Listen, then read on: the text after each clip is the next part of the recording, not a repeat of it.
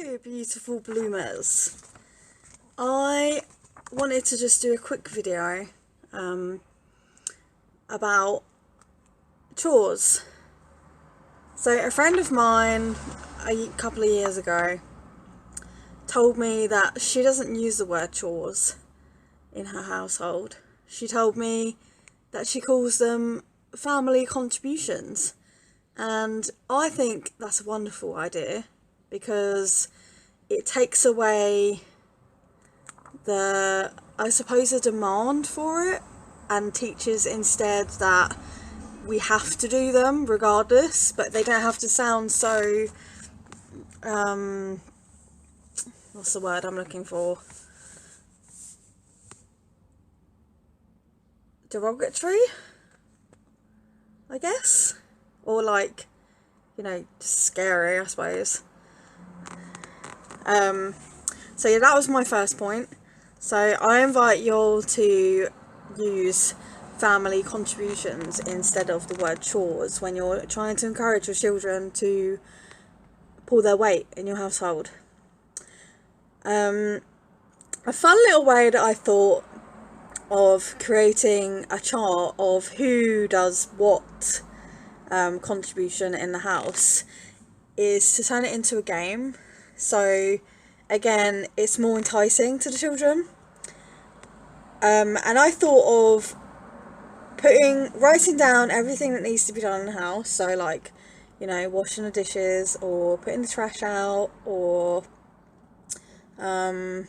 hoovering, that kind of stuff. Like any basic chores that your child is capable of doing.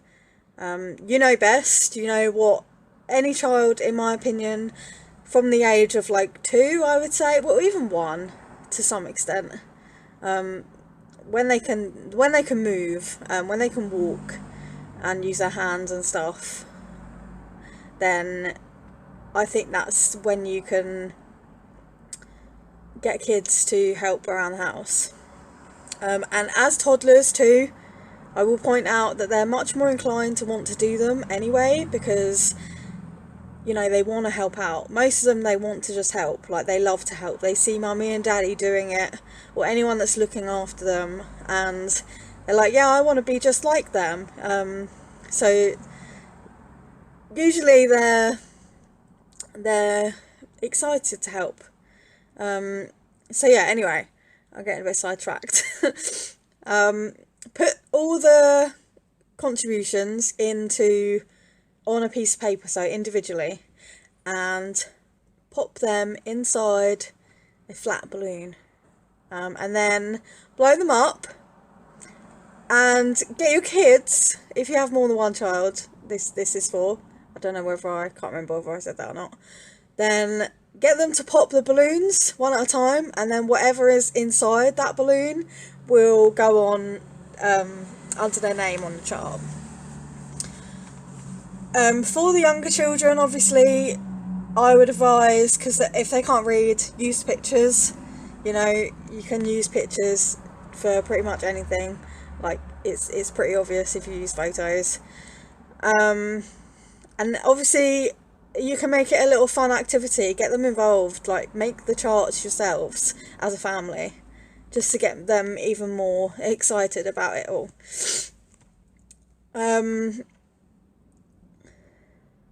Another fun little thing to do that I've seen a lot, and I do this myself, but not with chores, I do it for just stuff that I need to do. You can use popsicles and write down the contribution on the popsicle, and then each time, if you have more than one child, again, you can use a different colour popsicle for that child. So, if you've got a teenager, for example, and a 3-year-old, the teenagers are going to be much more difficult than the toddlers. So to ensure that they never get mixed up, use different colour popsicles. You can buy them already, different colours, or you can decorate them yourselves. That's another little fun thing that you can get the kids involved, if you choose to. Also, another fun thing to do. So if you have, I would say if you have older kids, this is a cool thing that I saw on a TV show. Basically every like term, so every half term from school, the parents organised an auction.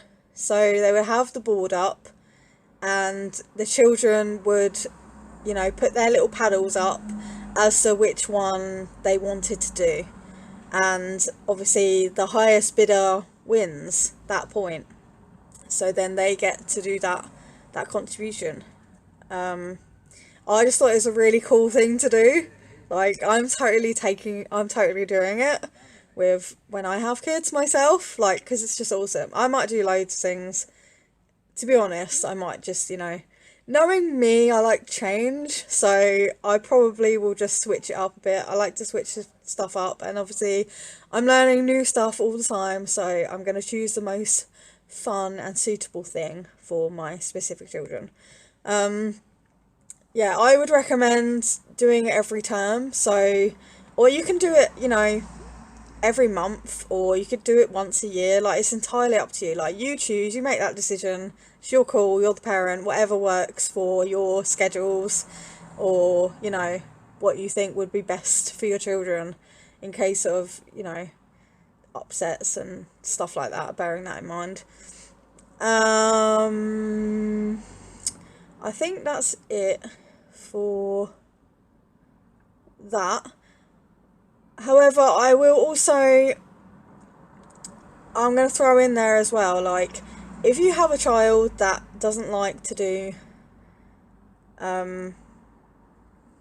tasks, then this works, I find, better with boys, because generally, they seem to be, obviously this doesn't apply for all of them, but I've noticed that boys generally tend to be more competitive, so you can use this to your advantage. So if, for example, your kids have made a massive mess in the house, and you want them to tidy it up, obviously, it's a good idea, I think, to sometimes to help them do it, just so they know that they're supported by their parents, and teamwork's important. It's a good way to encourage them as well, to help them to do stuff rather than just expect them to do it on their own.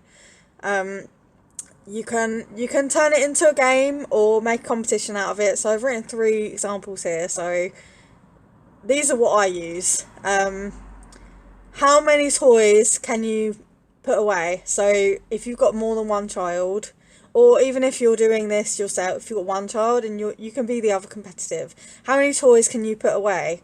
And then, they can count the toys, you can count the toys, or the other children can count the toys, and then there'll be a winner. I'm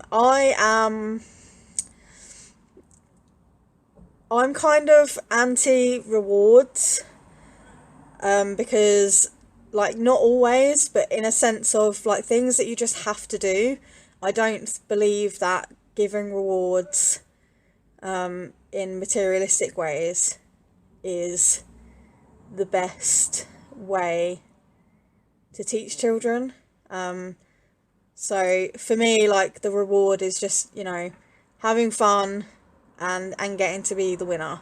And I really honestly believe that the earlier children learn this, the less likely they're going to expect it as well. And yeah, you can if you want, like, it's up to you, but I don't think it's that productive. Maybe short term it is, but long term I don't think so. I might go into more detail. It's something I'm still exploring. Like, I've come to the conclusion, I totally agree with the things I've seen, that no, it's not the best way to teach children things. However, I'm still exploring on that. So once I've done exploring, or done exploring enough that I feel comfortable sharing with you guys other means, then that'll be a thing. Anyway, moving on. Um, Another one I've written down is, let's see how fast you can do it. You can, oh, I've only written down two, never mind. I've written 3 lines, but because there's another line of this one. So let's see how fast you can do it. You can use a timer if you've got a timer, or like an egg timer, or, you know, something like that, or an old-fashioned timer, you know, the hourglass type thing. Use that. Like, kids seem to love that. It's a great thing to have if you have more than one child, especially, because you can use it as a means of sharing. So yeah, if you don't have a timer, get one. I really recommend one. Or you can use music, so you can play their favourite song, and, you know, challenge them to finish tidying up before the song is finished. Obviously, this is not for massive projects, it's just, you know, basic. They've been playing with toys in the lounge and they've made a mess on the floor because, you know, Lego bricks everywhere or whatever. Yeah, I love the song Mission Impossible for doing this. I just think it has a really good tune about it that really gets you excited to move along with it and, you know, race. So if you don't have a song in mind, that's my recommendation, to use that song. And yeah, that's all from me today. I hope you found that helpful. And if you have any, you know, if you have any other ideas, like, I would love if you put them in the comments to share with everybody and me.